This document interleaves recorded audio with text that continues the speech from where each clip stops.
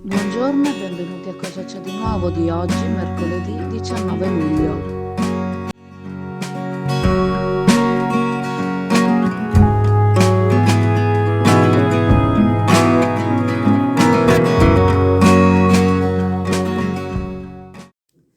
Ieri l'amministrazione avrebbe dovuto dare importanti comunicazioni riguardanti la Porta di Santa Maria, sulla quale è appena terminato un intervento di sistemazione della pavimentazione e della relativa illuminazione da terra. A causa di un imprevisto che ha interessato l'assessore ai lavori pubblici Mancin, l'incontro è stato rimandato, ma abbiamo avuto modo per osservare le problematiche della viabilità come è stata pensata adesso. Circolazione solo in uscita sul lato est del ponte, in pratica a contromano rispetto alla viabilità precedente. Si sarebbe dovuta trattare di una situazione di comodo fino al termine della sagra del pesce, ma la sagra è terminata da qualche giorno e ancora non si è tornati alla normalità. Chi deve entrare a Chioggia deve deviare attraversando il quartiere della Tombola e risalire per la Calle Duomo. Ci aveva informato il sindaco che c'era la possibilità, e non sembrava essere recondita, di una valutazione del mantenere la viabilità attuale per dare un maggior valore storico e artistico proprio alla porta, altrimenti soffocata dal traffico. Mentre attendevamo l'incontro poi rimandato, abbiamo avuto modo di fare delle riprese su come tante bici e pure qualche scooter affrontano l'ingresso e l'uscita al e dal centro storico, e quello che abbiamo visto è un ingovernato marasma. Bici e anche scooter sul marciapiede, arrivando a suonare ai pedoni perché si scansino, bici in contromano sulla carreggiata, bici che tagliano la strada alle auto in uscita per affrontare la corsia chiusa e poi tornare a tagliare la strada passata la porta per tornare sulla corsia corretta. Per bici intendiamo sia le muscolari che le elettriche, anche a una velocità consistente. Testimonianze hanno riportato che le bici passano anche sotto la porta in ingresso nonostante l'alto scalino. La porta è bella e ci caratterizza ed è giusto valorizzarla, ma in questo momento sembra fondamentale una valutazione attenta della sicurezza. Ora la situazione è letteralmente allo sbando e servono misure adeguate per tutelare anche i pedoni, adulti e bambini che transitano su questo tratto.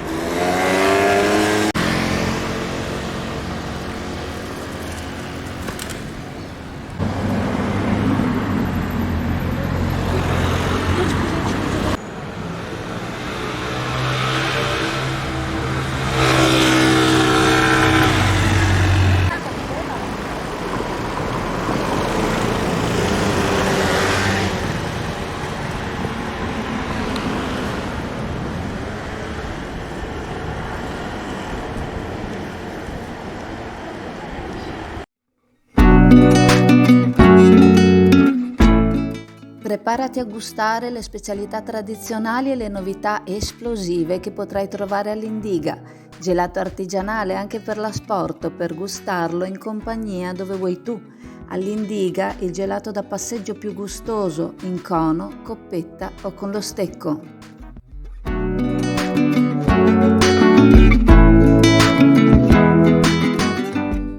Ciao, buonasera.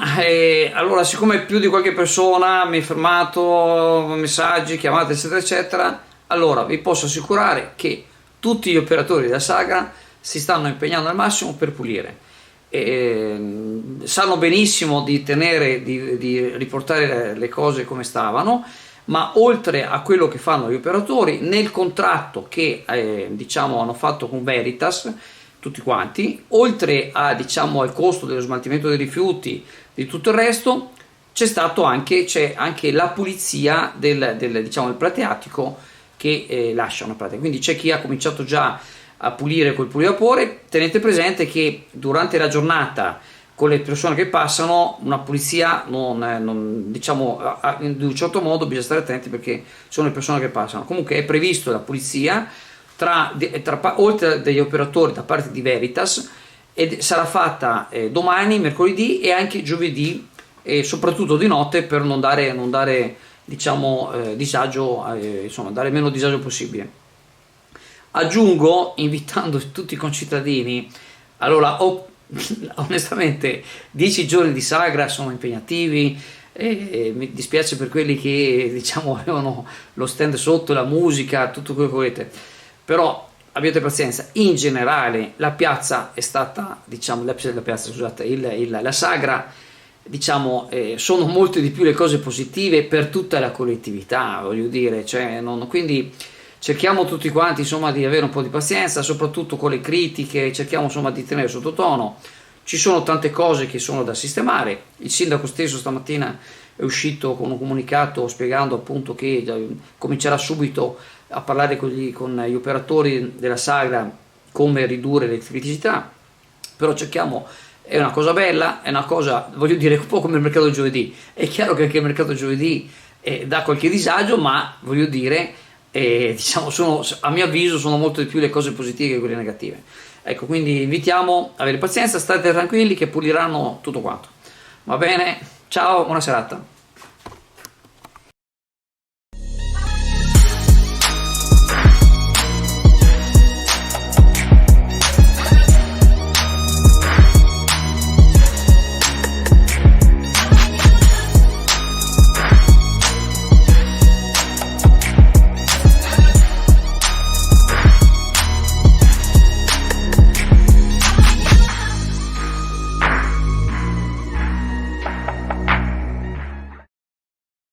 Del capolinea degli autobus extraurbani ACTV, Bus Italia e Arriva Veneto si è ripetutamente fatta notare la mancanza di una pensilina.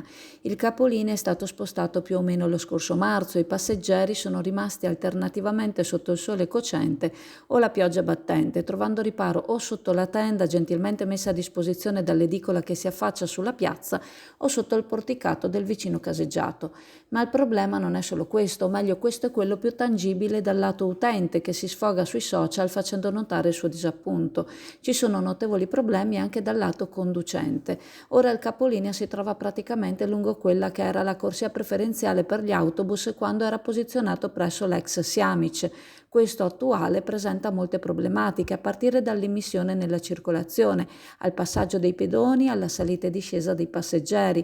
Da marzo sono stati presentati rapporti agli uffici competenti a tutti i livelli sulle problematiche che i conducenti dei bus si sono trovati costretti ad affrontare, inclusa la mancanza di spazio per tutti i mezzi, ma finora nulla è stato fatto. Si era parlato anche di spostare il capolinea a Campocannoni, ma anche quello è stato un discorso che si è interrotto. Gli autisti concordano sul fatto che doveva essere una situazione temporanea a cui ci si sarebbe potuti adattare per qualche settimana, ma ormai sono passati mesi e il temporaneo sta assumendo l'aspetto del definitivo, con tutti i disagi che comporta ai lavoratori delle aziende di trasporto pubblico e all'utenza.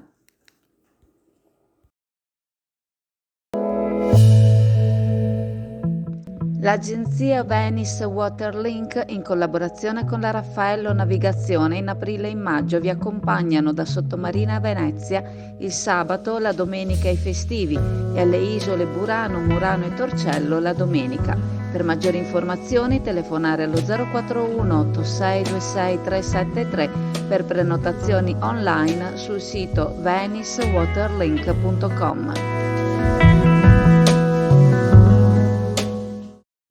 Dal 1 agosto prossimo lo sportello anagrafe del Comune di Chioggia adotterà nuove modalità di accesso per soddisfare le esigenze dei cittadini.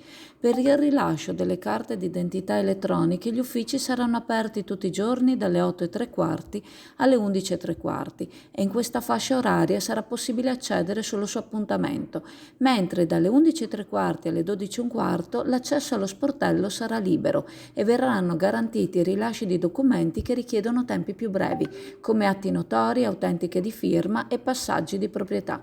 L'assessore ai servizi demografici Serena De Perini ha accolto il suggerimento dato dal consigliere Tiozzo, spiegandoci che si è cercato di andare incontro alle esigenze dell'utenza per i servizi più celeri, per i quali la richiesta di appuntamento destava perplessità. Resta invece l'obbligo di prenotazione per il rilascio delle carte d'identità elettroniche, che possono essere richieste tramite telefono, email o online attraverso il portale del Comune. Questa misura permetterà di evitare lunghe attese e sovraccarichi.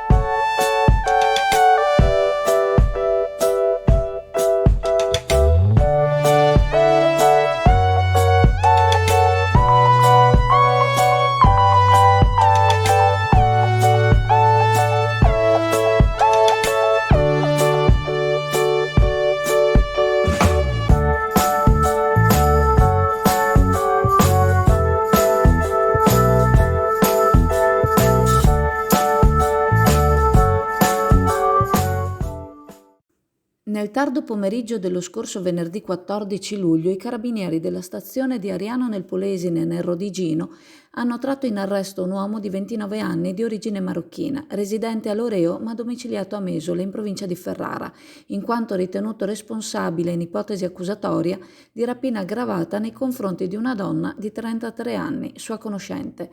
L'uomo si era recato presso l'abitazione della donna, forzando la porta d'ingresso per entrare in casa.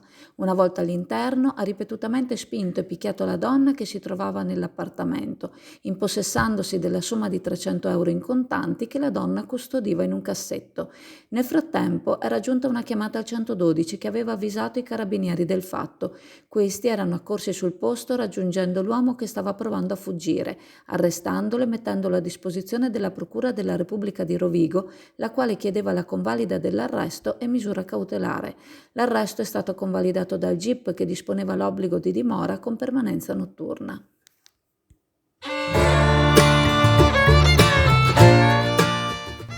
Zaini, grembiuli, quaderni, astucci, tombolini, testi scolastici e poi ancora evidenziatori, brush pen, Eastpak 7, Invicta, penne, colle. Trovi tutto, ma proprio tutto alla Cartoleria Pegaso. Oggi anche libreria da quasi 40 anni a Chioggia per te. Cartoleria Pegaso, Borgo San Giovanni, Chioggia.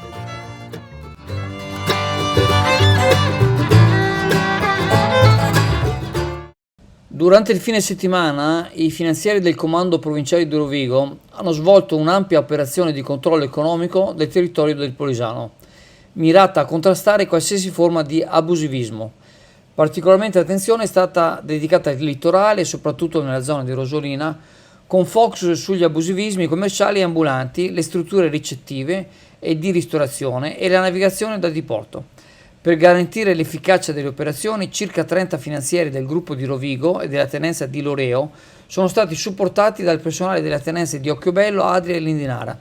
Inoltre sono stati impiegati un elicottero della sezione aerea di Venezia e la collaborazione della sezione operativa navale di Porto Levante.